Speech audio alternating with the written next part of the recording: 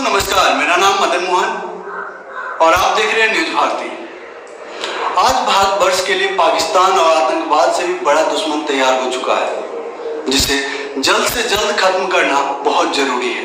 इसके बारे में 2014 से पहले तक गुजरात के मुख्यमंत्री और वर्तमान प्रधानमंत्री नरेंद्र मोदी पानी पी पी कर शान में कसीदे पढ़ते थे, परंतु आज वह बहुत ही विनाशकारी हो गया है।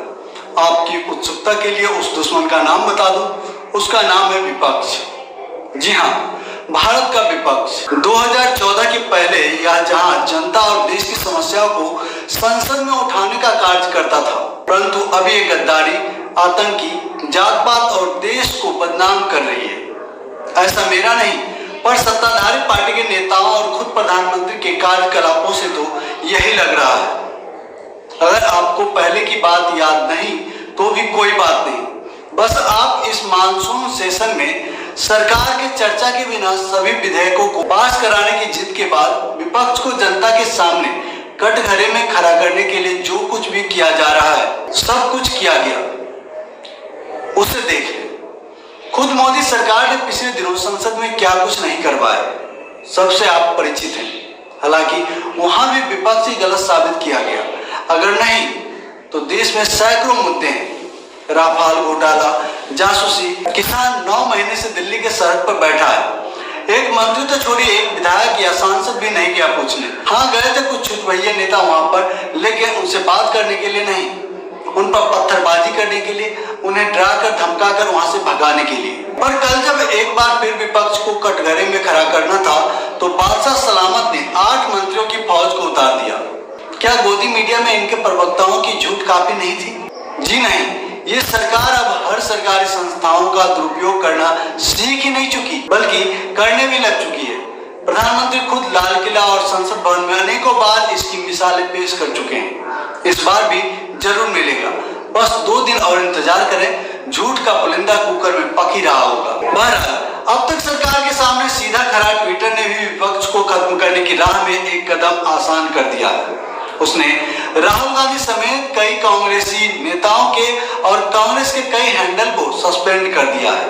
हालांकि इसके पीछे जो दलील दी जा रही है वह भी ठीक है, पर यह कारण सिर्फ और सिर्फ कांग्रेस पर ही क्यों लागू किया जा रहा है, ये बातें समझ नहीं आ रही। इस बीच कांग्रेस नेता राहुल गांधी ने अपने और पार्टी के तमाम अकाउंट्स को लॉक करने को लेकर ट्विटर पर निशाना साधा है। उन्होंने एक वीडियो स्टेटमेंट जारी किया है, जिसमें उन्होंने कहा कि एक कंपनी के तौर पर देश की राजनीति तय करने का काम ट्विटर कर रहा है। यह देश के लोकतांत्रिक ढांचे पर हमला है।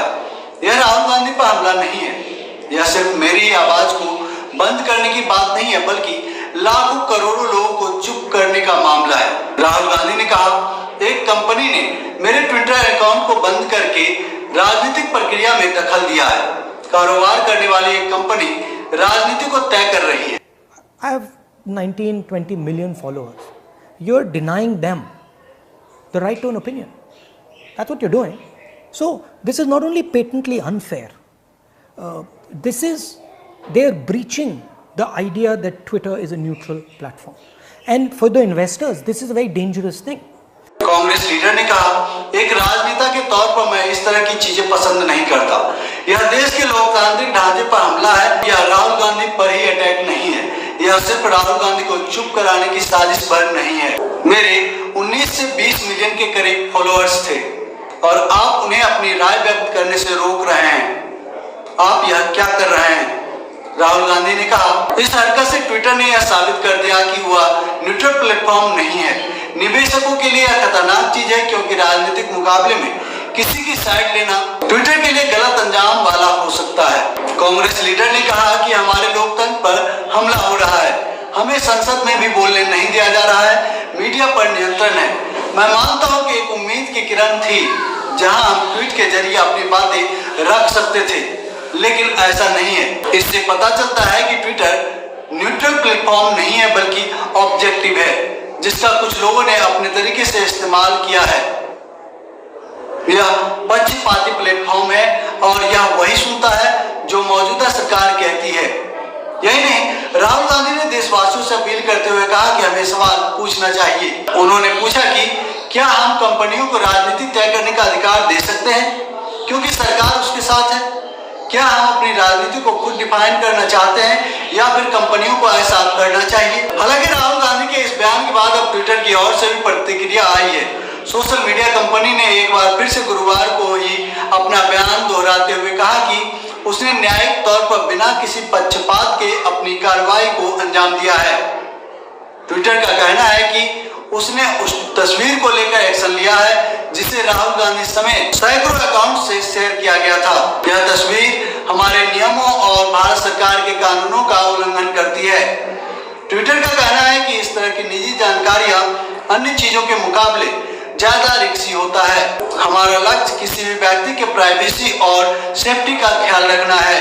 आपको बता दें कि बीते सप्ताह कांग्रेस नेता राहुल गांधी ने दिल्ली के नांगल गांव में रेप और मर्डर के शिकार हुए एक दलित बच्ची के परिजनों से मुलाकात करने पहुंचे थे। इस मुलाकात की तस्वीर उन्होंने ट्विटर पर शेयर कर दी थी, जिसमें पीड़ित बच्ची के माता पिता नजर आ रहे थे। उनकी ओर से शेयर इस तस्वीर को बच्ची की पहचान उजागर करने वाला माना गया था, हालांकि जो पॉस्को कानून के मुताबिक गलत है। इस पर ट्विटर ने एक्शन लिया था, लेकिन राहुल गांधी का खाता ब्लॉक किए जाने के बाद तमाम कांग्रेसियों ने वही तस्वीर शेयर की थी और ट्विटर ने उनके अकाउंट्स को भी लॉक कर दिया था।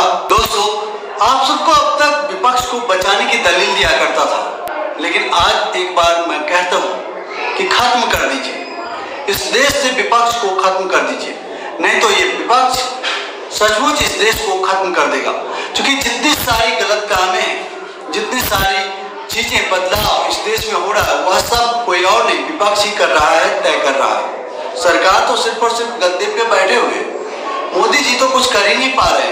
अगर एक बार ये विपक्ष इस देश से खत्म हो गया तो सच मानिए आप सबके खाते में 15-15 लाख नहीं, कम से कम तो 50-50 लाख रुपए जरूर मोदी सरकार के द्वारा जमा करा दिए जाएंगे।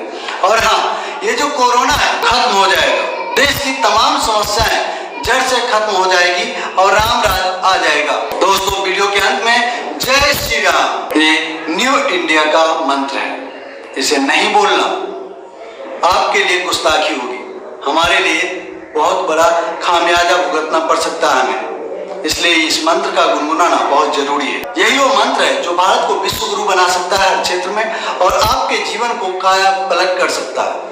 अतः आप सब भी जोर जोर से बार से दिन रात पढ़ाई लिखाई करे ना करें, अपने बिजनेस धंधा करे ना करें, अपने बच्चे की देखभाल करे ना करें, आप जय श्री राम का नारा लगाएं। सड़क पर निकले, जो भी जय श्री राम के नारे ना लगाए, सड़क पर निकले और सबसे जय श्री राम के नारे लगवाने के लिए कहें। अगर जो मना कर दे उनके ऊपर आप जो चाहे कर सकते हैं, क्योंकि आजकल हो तो यही रहा है और सरकार भी उसका मुख्य समर्थक बनी हुई है। क्योंकि उत्तर प्रदेश सहित 5 राज्यों में चुनाव है और ये जो पार्टी है बिना दंगा के, बिना हिंदू मुसलमान के, हिंदुस्तान पाकिस्तान के, तो वार्ड कमिश्नर का भी चुनाव जीतती नहीं।